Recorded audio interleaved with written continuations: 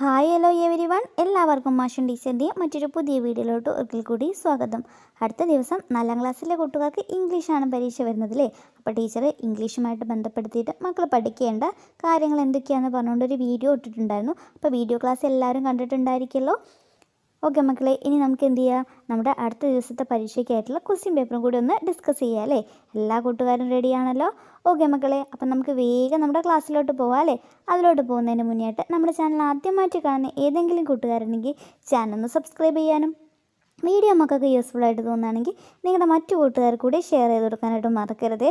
Okay മക്കളെ, അപ്പം നമുക്ക് ഇംഗ്ലീഷിലെ ആദ്യത്തെ ആക്ടിവിറ്റി എന്താണെന്ന് നോക്കാം അല്ലേ. Activity 1, listen and answer. ഇവിടെ കൂട്ടുകാർക്ക് ടീച്ചർ ഒരു സ്റ്റോറി പറഞ്ഞു തരൂ കേട്ടോ. എന്നിട്ട് ആ സ്റ്റോറിയുമായിട്ട് ബന്ധപ്പെടുത്തിയിട്ട് നമുക്കൊരു 5 ക്വസ്റ്റ്യൻസ് അവിടെ തന്നിട്ടുണ്ട്. ആ ക്വസ്റ്റ്യൻസിന് മക്കൾ എന്ത് ചെയ്യണം, ആൻസർ ചെയ്യണം കേട്ടോ. അപ്പോൾ ടീച്ചർ ഇപ്പോൾ ഇവിടെ സ്ക്രീനിൽ ഈ ഒരു സ്റ്റോറി കാണിച്ചിട്ടുണ്ട്. പക്ഷേ നിങ്ങൾക്ക് ടീച്ചർ സ്റ്റോറി പറഞ്ഞു തരുമായിരിക്കും ചെയ്യേണ്ടായിരിക്കുക കേട്ടോ. നോക്കിക്കേ മക്കളെ. One evening, Arun went to a pond near his house. It was a big pond. The pond was surrounded by a stone wall. There were steps to go down into the pond. Arun walked down the stone steps. A big green frog was sitting on a step. It looked at him with its big eyes. Bloom jumped into the pond and swam away. Arun stepped into the water. The clear, cold water kissed his feet. "How cold it is!" he exclaimed. He sat on a step. Suddenly, he felt something touching his feet. "Ayyo!" He jumped up and cried. Then he looked into the water. He saw a red fish in the water. It was shining. എന്താണ് മക്കളെ നമ്മുടെ story? ഒരു ദിവസം വൈകുന്നേരം അരുൺ എന്ത് ചെയ്തു, അവൻ്റെ വീടിൻ്റെ അടുത്തുള്ള ഒരു പോണ്ടിലേക്ക് പോയില്ലേ, ഒരു കുളത്തിലേക്ക് പോയി. അപ്പോൾ അത് കുറച്ച് വലിയ കുളമാണ് കേട്ടോ. അങ്ങനെ എന്ത് ചെയ്തു, അവൻ ആ ഒരു പോണ്ടിൻ്റെ സ്റ്റെപ്പൊക്കെ ഇറങ്ങി എന്ത് ചെയ്തു, ആ പുഴയിലേക്ക് ആ ഒരു പോണ്ടിലേക്ക് ഇറങ്ങി കേട്ടോ. ആ സമയത്താണ് പെട്ടെന്ന് ഗ്രീൻ കളറുള്ള ഒരു ഫ്രോഗ് അല്ലേ, ഒരു തവള എന്ത് ചെയ്തത്, ആ സ്റ്റെപ്പിൻ്റെ മുകളിൽ ഇരിക്കുന്നത് കണ്ടത്. അവനെ കണ്ടതും ആ ഫ്രോഗ് എന്ത് ചെയ്തു, വെള്ളത്തിലോട്ട് ചാടിയില്ലേ. എന്നിട്ട് അത് ദൂരേക്ക് ഇഴഞ്ഞിപ്പോയി. അപ്പം നമ്മുടെ അരുൺ എന്ത് ചെയ്തു, വീണ്ടും വെള്ളത്തിലോട്ട് ഇറങ്ങി കേട്ടോ. അപ്പം നല്ല തണുത്ത നല്ല ക്ലിയർ ആയിട്ടുള്ള വാട്ടർ ആയിരുന്നു കേട്ടോ ആ ഒരു പോണ്ടിലുണ്ടായിരുന്നത്. അങ്ങനെ അവന് അത് നോക്കി അങ്ങനെ നിൽക്കുന്ന സമയത്ത് പെട്ടെന്ന് എന്ത് ചെയ്തു, അവൻ്റെ കാലിൽ എന്തോ ഒന്നിങ്ങനെ ടച്ച് ചെയ്യുന്ന പോലെ ഫീൽ ചെയ്തു. അപ്പോൾ അവൻ പെട്ടെന്ന് എന്ത് ചെയ്തു, അവൻ പേടിച്ച് ചാടി ഉറക്കെ കരഞ്ഞൂലേ. പിന്നെ അവൻ നോക്കുന്ന സമയത്ത് എന്താ കണ്ടത്, he saw A red fish in the water അല്ലേ. ആ വെള്ളത്തിൽ റെഡ് കളർ ഫിഷിനെ അവൻ കണ്ടു. ഇറ്റ് വാസ് ഷൈനിങ് എന്നും പറഞ്ഞിട്ടുണ്ട് അല്ലേ. അപ്പോൾ ഇത്രയാണ് നമ്മുടെ സ്റ്റോറി ഉള്ളത്. ഇനി സ്റ്റോറിയുമായി ബന്ധപ്പെടുത്തി നമുക്കൊരു 5 ക്വസ്റ്റ്യൻസ് അവിടെ തന്നിട്ടുണ്ട് കേട്ടോ. അപ്പോൾ നമുക്ക് എന്ത് ചെയ്യാം, ഓരോന്നായിട്ട് വായിച്ചിട്ട് ആൻസർ ചെയ്യാം കേട്ടോ. ആദ്യത്തെ ക്വസ്റ്റ്യൻ നോക്കിയേ. The frog so Arun it dash എന്നാണ് പറഞ്ഞത്.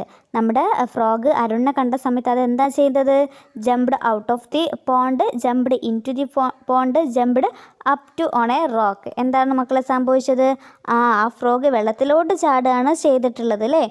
ജംപ്ഡ് ഇൻ ടു ദി പോണ്ടാണ് കേട്ടോ. നെക്സ്റ്റ് വന്ന് നോക്കിക്കേ. What colour was the frog. ആ ഫ്രോഗിൻ്റെ കളർ എന്തായിരുന്നു, റെഡ്, ബ്ലൂ, ഗ്രീൻ എന്ന് കൊടുത്തിട്ടുണ്ട് കേട്ടോ. അപ്പം മാറിപ്പോയത് ഗ്രീനാണ്. റെഡ് കളർ എന്നവിടെ പറഞ്ഞത് ആരെയാണ്, ഫിഷിനെയാണ് അല്ലേ. അടുത്ത നോക്കിക്കേ.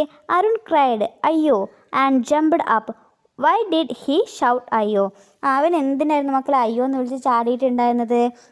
He felt into the pond. He felt something touching his feet.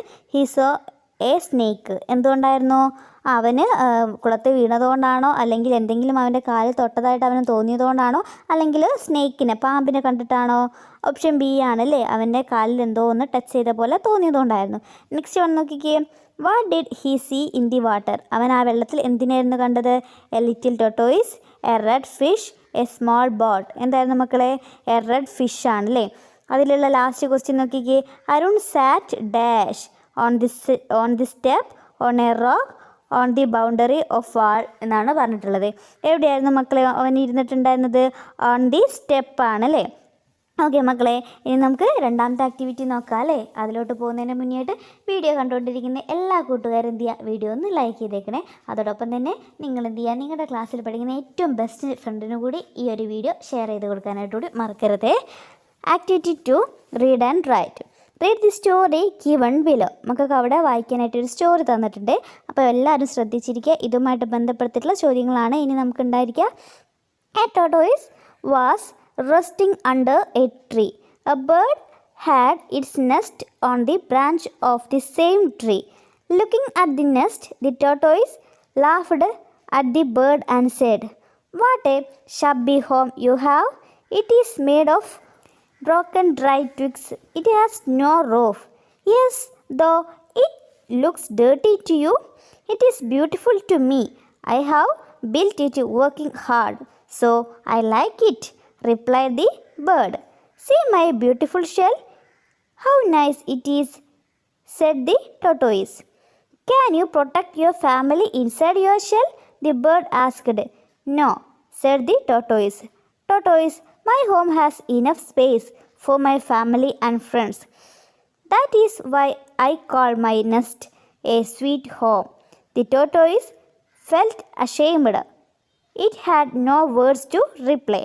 Okay മക്കളെ, എന്താണ് നമ്മുടെ സ്റ്റോറിയിൽ പറഞ്ഞിട്ടുള്ളത്? നമ്മുടെ ടോട്ടോയിസ് എന്ത് ചെയ്യാണ്? ഒരു മരത്തിൻ്റെ അടിയിൽ ഇങ്ങനെ ഇരിക്കുകയായിരുന്നു. അപ്പോൾ ആ മരത്തിൻ്റെ മുകളിൽ എന്തുണ്ട്? ഒരു ബേർഡ് ഉണ്ട് അല്ലേ? ആ ബേർഡിൻ്റെ നെസ്റ്റ്, അതിൻ്റെ കൂടും എവിടെയാണുള്ളത്? ആ ഒരു ട്രീയുടെ മുകളിലാണ്. അപ്പോൾ നമ്മുടെ ടോട്ടോയിസ് എന്ത് പറയാണ്? ആ ബേർഡിനെ നോക്കിയിട്ട് അവളുടെ വീടിനെ നോക്കി കളിയാക്കുകയാണ് അല്ലേ?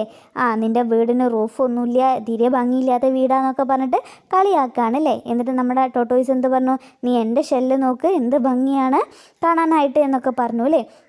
അപ്പം നമ്മുടെ ബേർഡ് എന്ത് പറഞ്ഞു? നിനക്ക് നിൻ്റെ ഷെല്ലിൻ്റെ ഉള്ളിൽ നിൻ്റെ ഫാമിലിയെയോ ഫ്രണ്ട്സിനെയോ ഒക്കെ താമസിപ്പിക്കാനായിട്ട് പറ്റുമോ എന്ന് ചോദിച്ചു. അപ്പോൾ നമ്മുടെ ടോട്ടോയ്സ് എന്ത് പറഞ്ഞു? എനിക്കതിനൊന്നും കഴിയില്ല എന്ന് പറഞ്ഞു അല്ലേ? പക്ഷേ അപ്പം നമ്മുടെ ബേർഡ് എന്ത് പറഞ്ഞു? എനിക്ക് എൻ്റെ ഫാമിലിയെയും ഫ്രണ്ട്സിനെയും എല്ലാവരും എന്ത് ചെയ്യാൻ പറ്റും? ഈ ഒരു വീട്ടിൽ താമസിപ്പിക്കാനായിട്ട് പറ്റും. ഇതെൻ്റെ സ്വീറ്റ് ഹോമാണ് എന്നൊക്കെ ആര് പറഞ്ഞു? ബേർഡ് പറഞ്ഞു അല്ലേ? അത് കേട്ട സമയത്ത് നമ്മുടെ ടോട്ടോയ്സിന് തിരിച്ച് ഒരു വാക്ക് പോലും പറയാനായിട്ടുണ്ടായില്ല. ഓക്കെ മക്കളെ, അപ്പോൾ ഇതാണ് സ്റ്റോറി. ഇനി നമുക്ക് തന്നിട്ടുള്ള ക്വസ്റ്റ്യൻസ് നോക്കാം കേട്ടോ. Who are the characters in the story? A bird and a rabbit, a rabbit and a tortoise and a bird. ഏതാണ് മക്കളെ? A tortoise and a bird ആണ് അല്ലേ? നെക്സ്റ്റ് വൺ നോക്കിക്കേ. The bird built its nest with. ആ bird അതിൻ്റെ കൂട് എന്തുകൊണ്ടാണ് ഉണ്ടാക്കിയത്? Leaves, broken dry twigs, mud. എന്തുകൊണ്ടാണ് മക്കളെ? ഓപ്ഷൻ ബി ആണ് അല്ലേ? തേർഡ് ക്വസ്റ്റ്യൻ നോക്കിക്കേ. Find out a word from the story which means top covering of A building. എന്താണ് മക്കളെ? ഒരു ബിൽഡിങ്ങിൻ്റെ ടോപ്പ് കവറിങ് എന്നതുകൊണ്ട് ഉദ്ദേശിക്കുന്ന ഏത് വേർഡാണ് നമ്മുടെ സ്റ്റോറിയിൽ ഉപയോഗിച്ചത്? സ്പേസ് ആണോ, റൂഫാണോ, ഷെല്ലാണോ? റൂഫാണ് അല്ലേ? നെക്സ്റ്റ് വൺ നോക്കിക്കേ.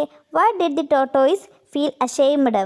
Puttu a tick mark against the right answer. He cannot fly high, he cannot protect his family inside his shell, he cannot run fast. എന്തുകൊണ്ടായിരുന്നു മക്കളെ? he cannot protect his family inside his shell അല്ലേ? രണ്ടാമത്തതാണ് correct ആയിട്ട് answer വരുന്നത്. Last question നോക്കിക്കേ. why does the bird call its nest a sweet home? എന്തുകൊണ്ടായിരുന്നു മക്കളെ? അവൾക്ക് അവളുടെ ഫ്രണ്ട്സിനെയും ഫാമിലിയും എല്ലാവരും ഒരുപോലെ അവിടെ സംരക്ഷിക്കാനായിട്ട് കഴിയുന്നത് അല്ലേ? ഓക്കെ മക്കളെ, അടുത്ത ക്വസ്റ്റ്യൻ നോക്കിക്കേ. Activity 3 advertisement. Look at the picture, read what is written. നോക്കിക്കേ മക്കളെ, നമുക്ക് അവിടെ ഒരു പിക്ചർ തന്നിട്ടുണ്ട് അല്ലേ? അവിടെ എന്താണ് കൊടുത്തിട്ടുള്ളത് നോക്കിക്കേ. ഡ്രസ് ലാൻഡ് എന്ന് പറയുന്ന ഒരു ഷോപ്പാണ് അല്ലേ? 50% ഡിസ്കൗണ്ട് എന്ന് കൊടുത്തിട്ടുണ്ട്. പിന്നെന്താണ് അവർ പറയുന്നത്? We have a wide collection of dresses for men, women and kids. അവരുടെ കയ്യിൽ എന്തുണ്ടെന്ന് പറയുന്നത്? വുമൻസിൻ്റെയും അതുപോലെ മെൻസിനും കിഡ്സിനും ഒക്കെയുള്ള ഒരുപാട് ഡ്രസ്സുകളുടെ കളക്ഷൻ ഉണ്ട് എന്നാണ് പറയുന്നത് അല്ലേ? അപ്പോൾ മക്കളടുത്തുള്ള ചോദ്യം ഇതാണ്. Prepare an advertisement for the shop. ആ ഒരു ഷോപ്പിന് ഒരു അഡ്വർടൈസ്മെൻറ്റ്, ഒരു പരസ്യം എഴുതാനാണ് മക്കളടുത്ത് പറഞ്ഞിട്ടുള്ളത് കേട്ടോ. ഓക്കെ മക്കളെ, അപ്പോൾ നിങ്ങൾ പരസ്യം എഴുതുന്ന സമയത്ത് എന്ത് ചെയ്യണം? ആ ഒരു കടയുടെ പേര്, പിന്നെ അവിടെയുള്ള ഓഫർ അല്ലേ, 50% ഡിസ്കൗണ്ട് എന്ന് കൊടുത്തിട്ടുണ്ട്. പിന്നെ അവിടെ ഏതൊക്കെ തരം വസ്ത്രങ്ങളുണ്ട്, അവയുടെ പേര്, അതുപോലെ തന്നെ അവയുടെ ചിത്രങ്ങളൊക്കെ വരച്ച് ചേർക്കാൻ പറ്റിയെങ്കിൽ എന്ത് ചെയ്യുക? അത്തരം കാര്യങ്ങളൊക്കെ വരച്ചുകൊണ്ട് തന്നെ ആ ഒരു അഡ്വർടൈസ്മെൻറ്റ് തയ്യാറാക്കാനായിട്ട് നോക്കുക കേട്ടോ. ഓക്കെ മക്കളെ, ഇനി അടുത്തൊരു ആക്ടിവിറ്റി നോക്കൂ. Activity 4 thoughts. The shoemaker and his wife said goodbye to the elves. The elves disappeared. The shoemaker's wife thought about their good deeds. Write her thoughts. എന്താണ് മക്കളെ ചോദ്യം വന്നിട്ടുള്ളത്? നമ്മുടെ ഷൂ മേക്കറിനെയും അദ്ദേഹത്തിൻ്റെ വൈഫിൻ്റെ സ്റ്റോറിയൊക്കെ മക്കൾക്ക് ഓർമ്മയില്ലേ? അപ്പം നമ്മുടെ ഷൂ മേക്കറോടും വൈഫിനോടും നമ്മുടെ എൽഫ്സില്ലേ ഗുഡ് ബൈ പറഞ്ഞിട്ട് തിരിച്ചു പോവുകയാണ്.